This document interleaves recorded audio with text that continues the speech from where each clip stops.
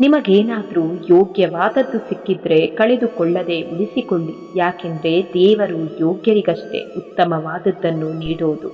ದೇಹವನ್ನು ಹಾಳು ಮಾಡುವ ಆಹಾರ, ಮನಸ್ಸನ್ನು ಹಾಳು ಮಾಡುವ ಆಲೋಚನೆಗಳು ಮತ್ತು ಮನಸ್ಥಿತಿಯನ್ನು ಹಾಳು ಮಾಡುವ ಜನರಿಂದ ಯಾವಾಗಲೂ ದೂರವಿರಬೇಕು.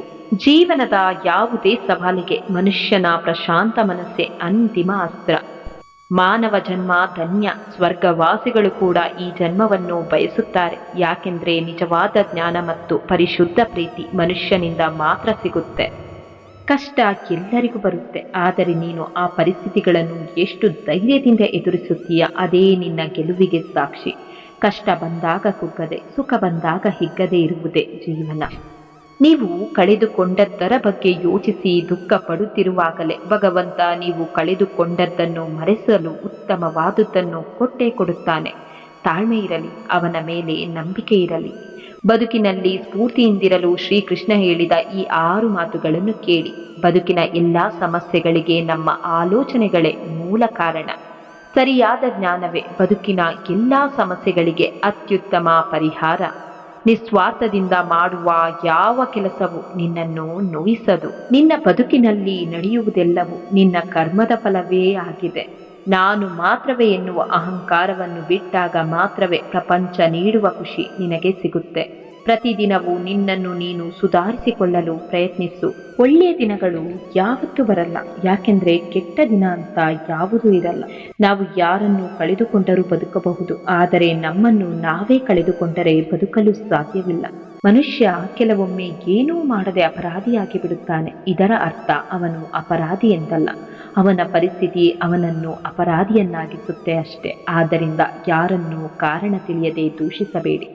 ಕೆಲವು ಸಮಸ್ಯೆಗಳಿಗೆ ತಕ್ಷಣವೇ ಉತ್ತರ ಸಿಗೋದಿಲ್ಲ ಮತ್ತು ಪರಿಹಾರವೂ ಸಿಗೋದಿಲ್ಲ. ಸಮಯವೇ ಎಲ್ಲದಕ್ಕೂ ಉತ್ತರ ಕೊಡುತ್ತೆ. ಸಮಯ ಬರುವವರೆಗೆ ಕಾಯುವ ತಾಳ್ಮೆ ಇರಬೇಕಷ್ಟೆ. ಕಾಲಾಯ ತಸ್ಮೈ ನಮಃ. ಯಾರಾದರೂ ನಿಮಗೆ ನೋಯಿಸಿದ್ರೆ ದುಃಖ ಪಡಬೇಡಿ. ಯಾವ ಮರ ಸಿಹಿಯಾದ ಹಣ್ಣು ಕೊಡುತ್ತೋ ಜನ ಅದೇ ಮರಕ್ಕೆ ಕಲ್ಲು ಎಸೆಯುತ್ತಾರೆ. ಕೆಟ್ಟವರು ಎಷ್ಟೇ ಮೆರೆಯಲಿ, ನೀನು ಪ್ರತಿಕ್ರಿಯಿಸದೆ ಸುಮ್ಮನಿರು. ಅವರ ವಿನಾಶ ಸದ್ಯದಲ್ಲಿ ಬಂದೇ ಬರುತ್ತೆ. ಆಗ ನೀನು ಹಾಕಿದ ಕಣ್ಣೀರಿನ ಬೆಲೆ ಅವರಿಗೆ ತಿಳಿಯುತ್ತೆ. ಎಲ್ಲರನ್ನೂ ಗೌರವಿಸು, ಆದರೆ ಮರಳಿ ಸಿಗುವಷ್ಟು ಮಾತ್ರ.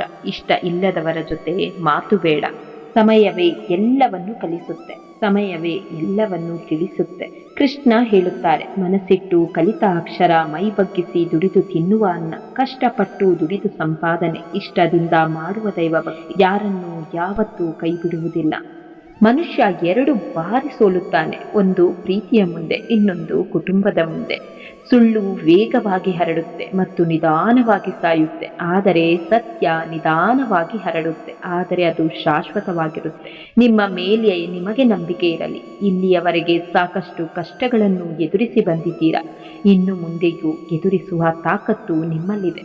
ರಾಮ ಎನ್ನುವವನೇ ರಾವಣನಿಗೆ ಇಷ್ಟವಾಗಲಿಲ್ಲ, ಕೃಷ್ಣ ಎನ್ನುವವನೇ ಕಂಸನಿಗೆ ಮೆಚ್ಚುಗೆ ಆಗಲಿಲ್ಲ ಎಂದಾದ ಮೇಲೆ ಎಲ್ಲರ ಮೆಚ್ಚುಗೆಗಾಗಿ ಬದುಕುತ್ತೇವೆ ಎಂದರೆ ಅರ್ಥವಿಲ್ಲ. ಒಂದು ಬೀಜವು ಶಬ್ದವಿಲ್ಲದೆ ಬೆಳೆಯುತ್ತೆ, ಆದರೆ ಮರವು ದೊಡ್ಡ ಶಬ್ದದಿಂದಲೇ ಬೀಳುತ್ತೆ. ವಿನಾಶಕ್ಕೆ ಶಬ್ದವಿದೆ, ಆದರೆ ಸೃಷ್ಟಿ ಶಾಂತವಾಗಿದೆ. ಇದು ಮೌನದ ಶಕ್ತಿ. ಮೌನವಾಗಿ ಬೆಳೆಯಿರಿ. ಒಬ್ಬ ವ್ಯಕ್ತಿ ದೇವರ ಮುಂದೆ ನಿಂತು ಕಣ್ಣೀರು ಹಾಕುವಷ್ಟು ಯಾರ ಮನಸ್ಸನ್ನು ನೋಯಿಸಬೇಡಿ. ಲೋಪದೋಷಗಳನ್ನು ಕೆದಕುತ್ತಿದ್ರೆ ತಪ್ಪು ತಡೆಗಳು ಹೆಚ್ಚಾಗಬಹುದು. ಒಳ್ಳೆಯದರ ಬಗ್ಗೆ ಚಿಂತಿಸಿ, ಒಳ್ಳೆಯದೇ ಆಗುತ್ತೆ. ಮೋಸ ಮಾಡಿದವರನ್ನು ಕ್ಷಮಿಸುವಷ್ಟು ಉದಾರಿಯಾಗಬೇಕು ನಿಜ, ಆದರೆ ಅವರನ್ನೇ ಮತ್ತೆ ನಂಬುವಷ್ಟು ಮೂರ್ಖರಾಗಬಾರದು. ತನ್ನನ್ನು ತಾನು ಗೌರವಿಸಿಕೊಳ್ಳುವ ವ್ಯಕ್ತಿ ಎಂದಿಗೂ ಇತರರನ್ನು ಅವಮಾನಿಸಲಾರ. ಅತಿಯಾದ ಪ್ರೇಮವು ಶತ್ರು ಮತ್ತು ಆಯುಧಕ್ಕಿಂತಲೂ ಹೆಚ್ಚಿನ ಗಾಯವನ್ನು ಮಾಡಬಲ್ಲದು. ಎಚ್ಚರಿಕೆ. ಕರ್ಮದ ಏಟು ತುಂಬ ಭಯಂಕರವಾಗಿರುತ್ತೆ. ನಮ್ಮ ಸಂಗ್ರಹವಾದ ಪುಣ್ಯ ಯಾವಾಗ ಮುಗಿದು ಹೋಗುತ್ತೆ ಎಂದು ನಮಗೇ ತಿಳಿಯುವುದಿಲ್ಲ. ಯಾವಾಗ ನಿನಗೆ ಶತ್ರುಗಳ ಸಂಖ್ಯೆ ಹೆಚ್ಚುತ್ತಾ ಹೋಗುತ್ತೋ ಅವತ್ತು ನೀ ನಡೆದ ಹಾದಿ ಗುರಿ ನಿಖರವಾಗಿದೆ ಎಂದರ್ಥ. ಯಾವ ವ್ಯಕ್ತಿ ಭಗವಂತನಲ್ಲಿ ಯಾವ ಫಲ ಅಪೇಕ್ಷೆ ಪಡುವನೋ ಅದೇ ಫಲ ಆ ವ್ಯಕ್ತಿಗೆ ಸಿಗುತ್ತೆ. ಕಂಸನು ಸದಾ ಶ್ರೀಕೃಷ್ಣ ಪರಮಾತ್ಮನಲ್ಲಿ ಸಾವನ್ನೇ ಅಪೇಕ್ಷೆ ಮಾಡುತ್ತಿದ್ದ, ಕೊನೆಗೆ ಅದೇ ಫಲ ಅವನಿಗೆ ದಕ್ಕಿತು. ಕಾರಣ ನಾವು ಭಗವಂತನಲ್ಲಿ ಫಲಾಪೇಕ್ಷೆ ಮಾಡುವಾಗ ತುಂಬ ಯೋಚನೆ ಮಾಡಿ ನಿರ್ಧಾರ ತೆಗೆದುಕೊಳ್ಳಬೇಕು. ದ್ವೇಷ, ಅಸೂಯೆ, ಸ್ವಾರ್ಥಗಳನ್ನು ನೀವು ಅನ್ಯರ ಮೇಲೆ ಪ್ರಯೋಗಿಸಿದರೆ ಅದು ನಿಮಗೆ ಬಡ್ಡಿ ಸಮೇತ ಹಿಂತಿರುಗಿ ಬರುವುದು. ಇದನ್ನು ಯಾವ ಶಕ್ತಿ ಕೂಡ ತಪ್ಪಿಸಲು ಸಾಧ್ಯವಿಲ್ಲ. ಎಲ್ಲೂ ಎಡವದಂತೆ ನಡೆಯುವುದು ದೊಡ್ಡದಲ್ಲ, ಎಷ್ಟು ಬಾರಿ ಬಿದ್ದರೂ ಎದ್ದು ಮುನ್ನಡೆಯುವುದು ಶ್ರೇಷ್ಠ ಸಾಧಕನ ಲಕ್ಷಣ.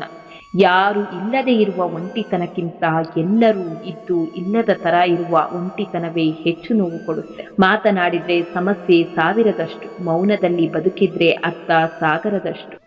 ಆಗುವುದೆಲ್ಲ ಒಳ್ಳೆಯದಕ್ಕೆ ಆಗಿದೆ ಎಂಬ ಭಾವನೆ ನಮ್ಮೊಳಗಿದ್ರೆ ಸಾಕು.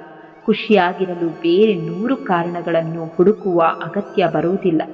ಒಮ್ಮೆ ನಾರದರು ಶ್ರೀಕೃಷ್ಣನಲ್ಲಿ ಕೇಳಿದರಂತೆ, ಈ ಪ್ರಪಂಚದಲ್ಲಿ ಎಲ್ಲರೂ ದುಃಖಿಗಳಾಗಿದ್ದಾರೆ ಯಾಕೆ ಅಂತ. ಶ್ರೀಕೃಷ್ಣ ಮುಗುಳ್ನಗುತ್ತಾ ಹೇಳಿದನಂತೆ, ಸುಖ ಎಲ್ಲರ ಬಳಿ ಇದೆ, ಆದರೆ ಇನ್ನೊಬ್ಬರ ಸಂತೋಷದಿಂದ ದುಃಖಿಗಳಾಗಿದ್ದಾರೆ ಅಷ್ಟೆ. ಒಳ್ಳೆತನಕ್ಕೆ ಬೆಲೆ ಇಲ್ಲ ಅನ್ನೋದು ಎಷ್ಟು ಸತ್ಯವೋ, ಆ ಒಳ್ಳೆತನ ನಮ್ಮ ಕೈ ಬಿಡಲ್ಲ ಅನ್ನೋದು ಅಷ್ಟೇ ಸತ್ಯ. ಮನೆ ಅಂದಮೇಲೆ ಕಸ ಬರುತ್ತೆ, ಬದುಕು ಅಂದಮೇಲೆ ಕಷ್ಟ ಇರುತ್ತೆ. ಕಸವಾದ್ರೆ ಗುಡಿಸಬೇಕು, ಕಷ್ಟವಾದ್ರೆ ಜಯಿಸಬೇಕು. ತುಂಬಾ ಯೋಚಿಸಬೇಡಿ ನಿಮ್ಮ ಈ ಜೀವನದ ಬಗ್ಗೆ. ನಾನು ಯೋಚನೆ ಮಾಡಿಯೇ ನೀಡಿರುವೆ ನಿಮಗೆ ಈ ಜನ್ಮವನ್ನು. ಅವರವರು ಮಾಡಿದ್ದು ಅವರವರೇ ಅನುಭವಿಸುತ್ತಾರೆ. ಅದು ಒಳಿತಾಗಲಿ ಕೆಡುಕಾಗಲಿ. ನಾವು ಯಾರಿಗೂ ಏನೂ ಬಗೆಯದೆ ಸುಮ್ಮನೆ ಇದ್ದು ಕಾದು ನೋಡಬೇಕಷ್ಟೆ.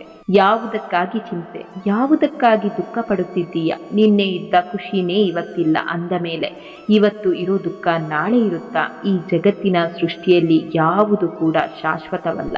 ಕೃಷ್ಣ ಒಂದು ದಾರಿ ತೋರಿಸಿದ್ದಾನೆ ಅಂದರೆ ಬೇರೆ ಆಲೋಚನೆ ಇಲ್ಲದೆ ಆ ದಾರಿಯಲ್ಲಿ ಹೆಜ್ಜೆ ಇಟ್ಟು ಮುನ್ನಡೆಯಿರಿ. ಮಿಕ್ಕಿದ್ದು ಆತನೇ ನೋಡಿಕೊಳ್ಳುತ್ತಾನೆ.